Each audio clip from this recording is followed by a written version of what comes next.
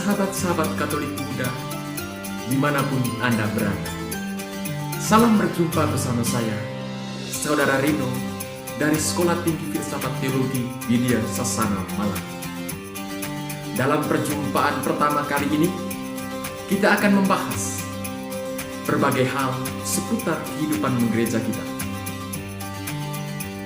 Nah, pertanyaan paling fundamental sebelum kita berangkat ke berbagai persoalan yang lebih pelik dalam kehidupan gereja adalah apa sesungguhnya gereja itu? Pertanyaan tadi memang kedengaran lumrah dan sangat gampang.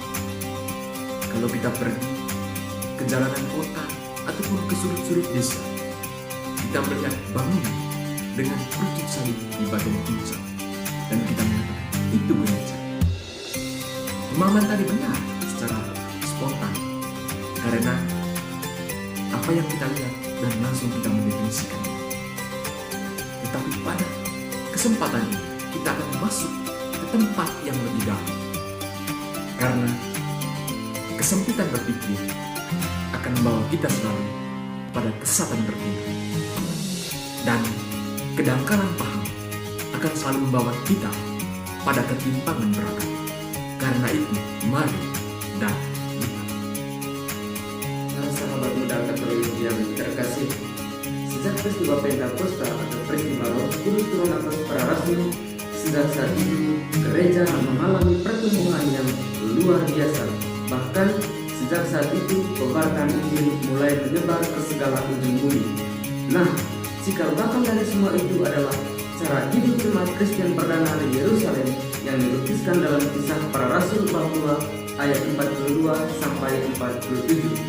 Dari cara hidup jemaat Kristen perdana ini, kita dapat mengambil suatu kesimpulan bahwa gereja merupakan persekutuan jemaat atau koinonia. Wujud dari persekutuan jemaat ini nampak dalam cara hidup jemaat perdana, di mana semua orang yang percaya tetap bersatu. Segala kepunyaan mereka adalah kepunyaan bersama. Bahkan ada yang menjual segala harta milik mereka untuk keperluan bersama. Di dalam kebersamaan inilah mereka saling peduli satu sama lain. Tadi kita telah mendengar bahwa gereja merupakan sebuah persekutuan. Pengertian ini didasari pada Kisah Para Rasul. Pada kesempatan ini saya mengajak kita untuk melihat dan memahami struktur gereja sebagai persekutuan itu. Banyak orang bertanya, dari mana sih asal usul hierarki gereja yang kita kenal sekarang ini?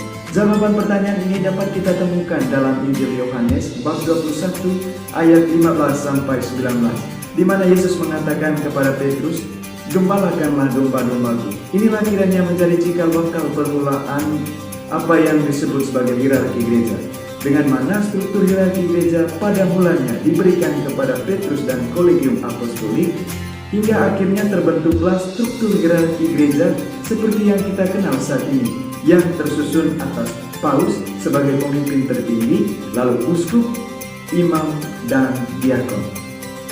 Menurut Paulus, gereja adalah persekutuan jemaat. Baginya, kumpulan jemaat yang menamakan diri warga gereja itu pertama-tama bukan karena alasan kodrat, artinya karena mereka adalah makhluk sosial.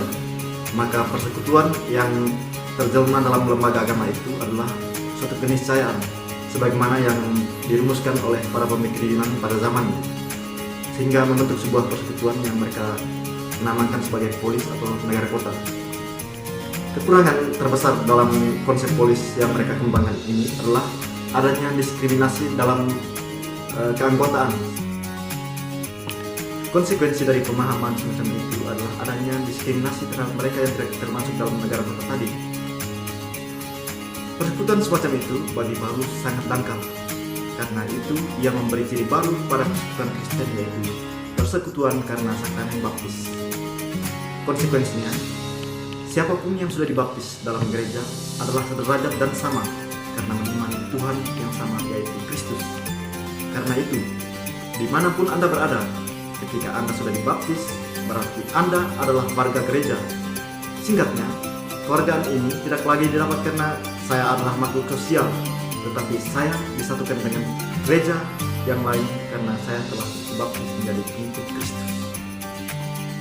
Dalam penjelasan sebelumnya, kita diantar untuk memahami hierarki gereja. Sekarang saya akan mengantar kita semua untuk melihat pengertian gereja sebagai ibu yang terpilih.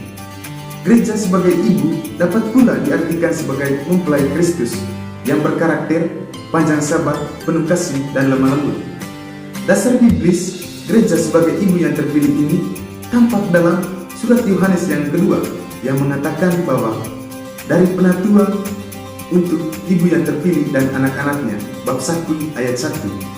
Untuk diketahui bahwa ibu yang dimaksud oleh Yohanes adalah gereja, maka dengan sendirinya gereja dapat diartikan sebagai ibu yang terpilih.